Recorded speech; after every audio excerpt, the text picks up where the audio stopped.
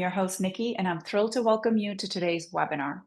We're diving into a topic that every parent with a baby or toddler will resonate with: how to manage the mental and emotional load of early parenting and set up systems that actually support you.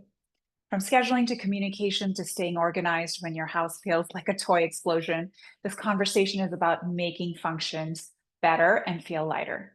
Before we get started, make sure to follow us, like, and subscribe to Miss Poppins so you don't miss any of our upcoming webinars and expert conversations.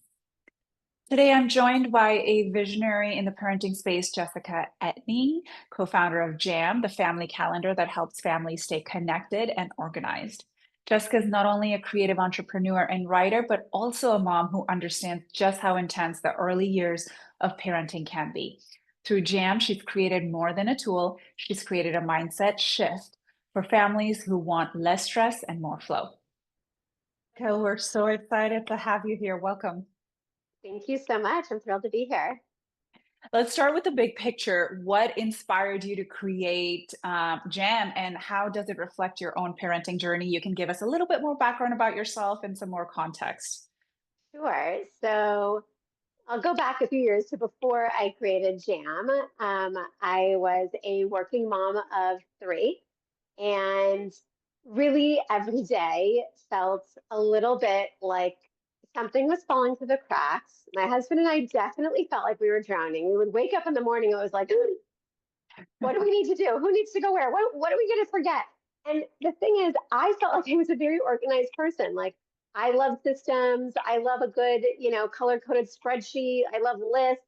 And yet still I felt like something was falling through the cracks literally every day. And I used to go to sleep, and I'm sure most parents and especially moms can relate to this. And it was like the second my eyes would start to close, all I would do was start thinking of all the things that I had forgotten during the day that needed to get done the next day. Oh my God, I've got to tell Mhm. my husband this tomorrow. And oh my God, we've got to send this to school tomorrow. I never replied to that work email.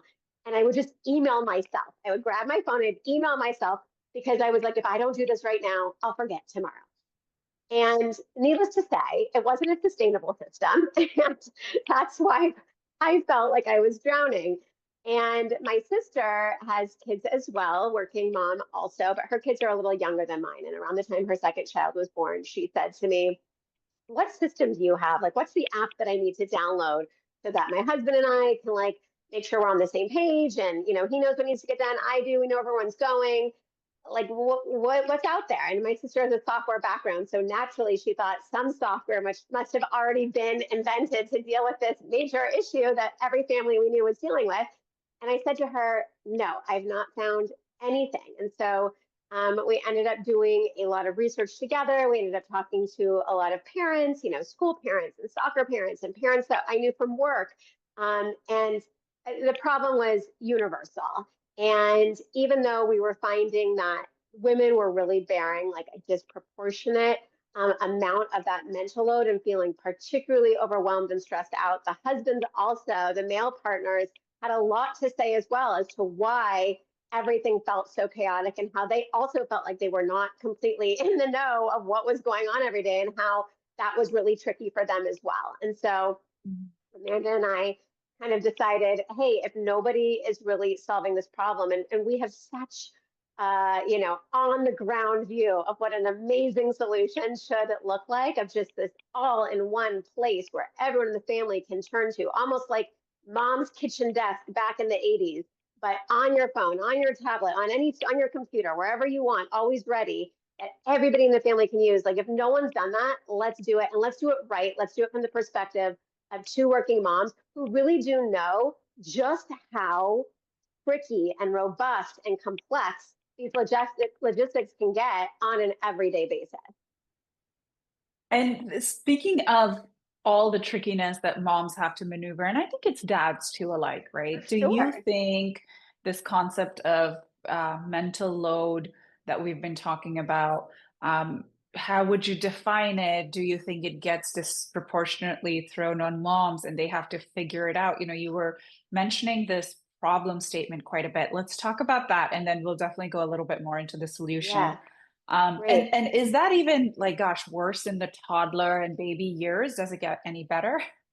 I think that the mental load sticks with parents throughout. I now, my oldest one is now a teenager. And so I've been able to see how even as your kids get older, the mental load gets different, but I think it's always constant. So let's actually define what this mental load is first. So the mental load is all the thinking that we need to do around what needs to get done, what's happening next, who's going where, what do we need to buy every single day. And it can be logistical, like we're talking about, but also emotional as well, because, oh, did my child hit their milestone? Oh, I just heard from the math teacher he's not doing well. Do I need to look up a tutor? Okay, so now we're back in the logistics, looking up the tutor. Which is the right one? What's the right price? How are they going to get there?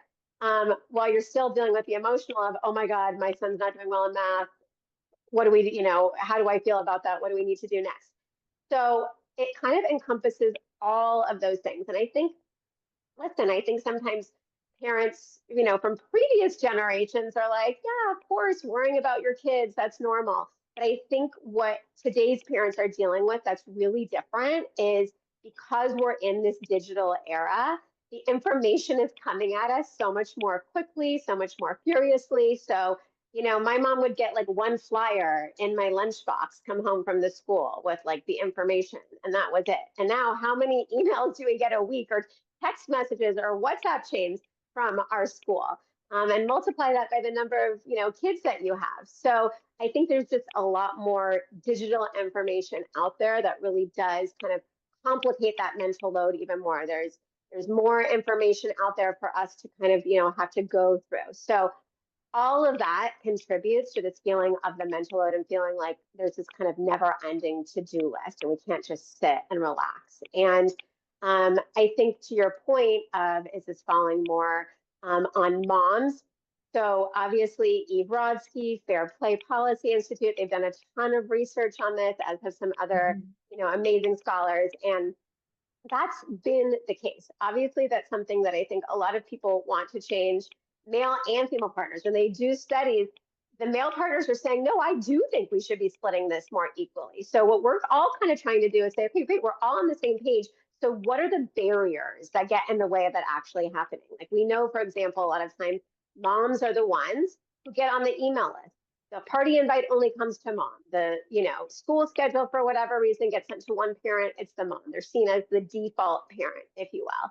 And so now they have much more information than the other partner has, and now it's her responsibility to somehow get that information to him and let the kids know. And she feels like I'm the only one who knows everything in this house, and that can feel very overwhelming because then you can't even go away for a work trip or go out for an evening without feeling like everything will fall apart. I am the knower of all things in this home.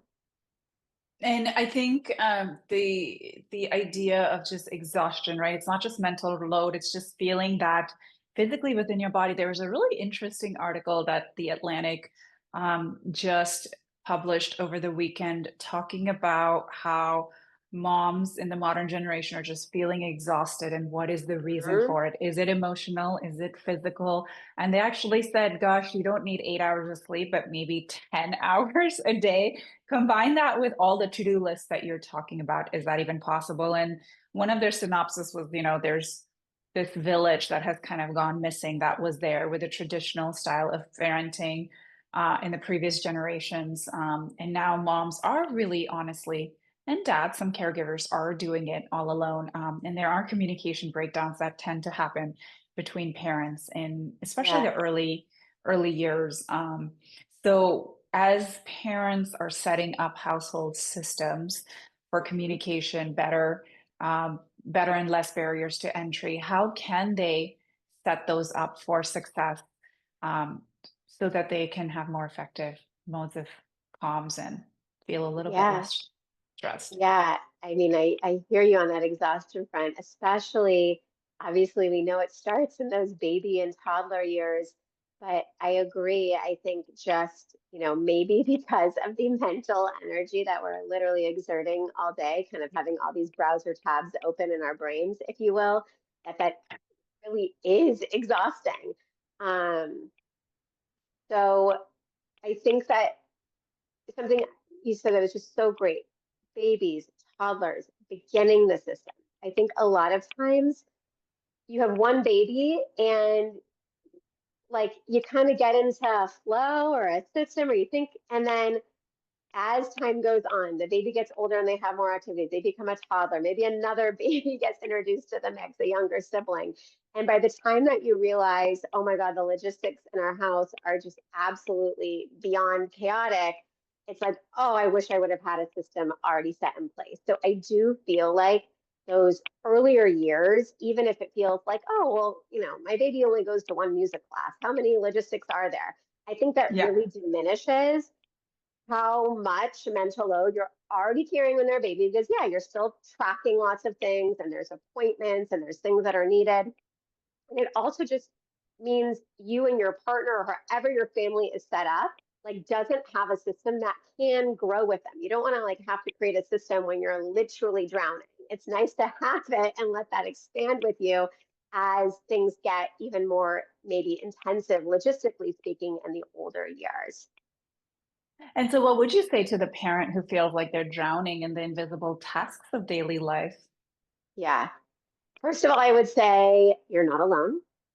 I think after having talked to so many parents, as we researched, before creating Jam, and then beta users, and then the actual families that are now using Jam, first of all, everybody felt like they were drowning, and everybody felt like they were the only ones.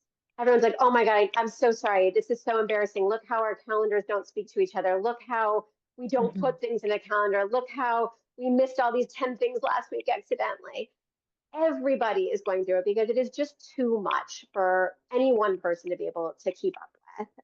And that's why we need some tools and we need some help. So enter what my solution is, which is Jam, all in one family shared calendar and organization platform. So you do have a place to put all this information. It kind of takes, look, we're dealing with so many things, different calendars, different apps, a baby tracking app, a sports app, the list goes on. Have all of that feed into one place so it really can become like a home base where everybody can look and see what's going on, what needs to get done, what needs to get bought. And that's the other part of it. Everybody can see it. It's not just in the brain anymore. We take the things out of the brain and we make it visible to the whole family. And then I would say the one extra step that was really important to us in creating Jam, we live in the 21st century. Like parents deserve more help. And so if this just became another thing for parents to now have to like spend hours inputting information into Jam, that wasn't going to feel good for anyone, especially me. So we basically, created these mechanisms within Jam where it really becomes almost like a family personal assistant. So you just forward emails to Jam and we get it on the calendar for you. And I think this becomes especially important when you've got like all Mhm. the doctor's appointments, or maybe your baby or your toddler is in PT or something like that. Where does all that go?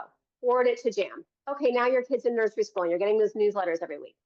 All those events, and it's share day and it's costume day. Where does all that go? Forward it to Jam. We get it on the calendar for you.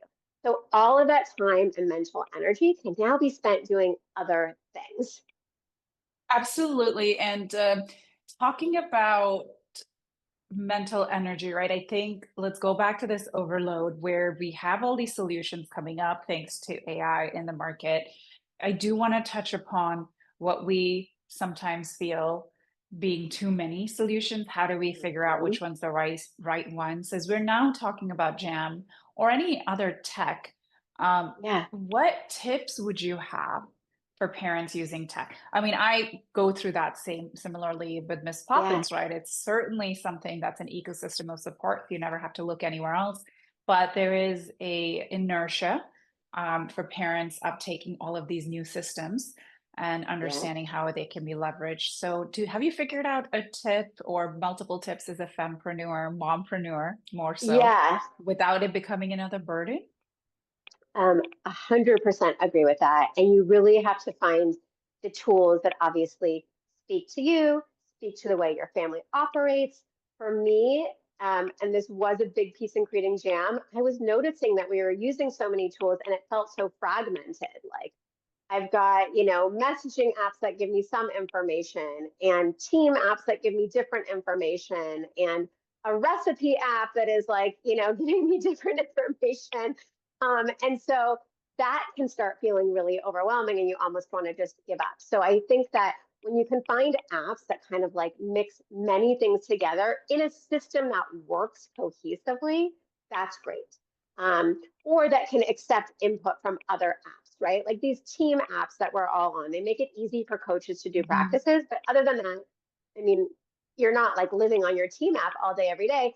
So is there an app where you can export all that so everybody can see it and everybody knows like the high level of what's going on? So I think that's a big part of it. I also think we just have to be mindful of which of these apps and what tech is saving us time and what's just costing us more time. Mhm. If it's costing you Mhm. more time to use it, obviously you're probably going to stop using it on your own at some point. You're going to realize that. If it's saving you time, if you're like, oh my God, this app just saved me 20 minutes of thinking of what's for dinner, or I was at the store and I didn't have to go back 5 times because our list is just so clearly there. Um, you'll probably be like, that's an app I want to keep using. So I think it's really about what's saving you time and not costing you like a lot of mental energy to use. And that's where like the winners really start sorting. And I love the fact that you can just forward your emails. I was envisioning putting information in an app and that being a barrier to entry, but the fact that you can just single click forward email and it auto populates, I think that's what's the key, right? Is saving That's that's a time with efficiency major, factor. yeah, major key to efficiency. And it also speaks to just kind of like the human error of it all. If I see something and it's my job to put it in the calendar, like maybe I'm writing the bare minimum because I'm in a rush, because I'm running from, I'm like spirit day, soccer. There's no other information in there. When I Mhm. forward an email, it's like, it's going to be on field 6 this time. It's your job to bring this. This is happening next. And now that's all in the calendar too. So anybody who's looking at it is all privy to that information as well. Fantastic. So as we end our podcast today, I want to ask you a really simple question, but it's unique to everyone's personality. What would your vision be for a healthy, functional, and emotionally connected family system? What does that look like? Yeah. So I really do feel like, and we've been talking about it a lot the past few years, the Surgeon General issued a health Hmm. advisory on parenting just late last year. I feel like we really are looking towards a vision of taking out a lot of that day to day overwhelming stress away from parenting as much as we can. There's already enough things to stress about as a parent, just in terms of your kids and their development and wanting, to do the right thing by them, that all these other extra stressors that are coming in, it really makes it so you can't be as present, you can't be as emotionally available.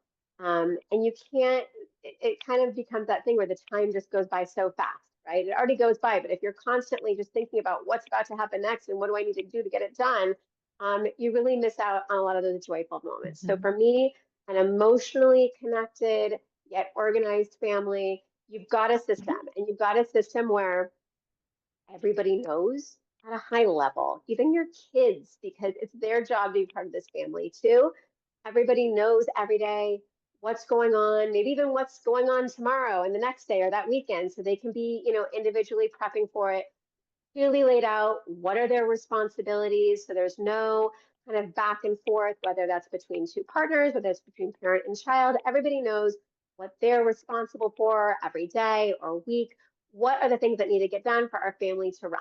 A system is great. And then you can have those spontaneous moments of joy because you have more time and energy to make them happen and to really be present for when they are there. Thank you so much, Jessica, today for sharing such practical and heartfelt wisdom and tips. The work you're doing at JAM is empowering families to reclaim their time and reconnect as a team. Appreciate that. Thank you so much for having me, and same to you. You guys are doing such great work as well. And I think, connecting parents to experts, that's the type of mental load and emotional load that we all really need help with. And I think obviously first step is asking for help, and then it comes the calm to the chaos. Yeah, absolutely. We're all solving for a mission with Yes. changing every parent's life, one Yes. life at a time. Thanks, Yep. Jessica. Thank you so much. A huge thank you, Jessica, for sharing such practical wisdom. To all our listeners, just remember, it's not about being perfect. It's about finding systems that support you, not stress you out. Thanks so much for joining us today. We'll see you next time.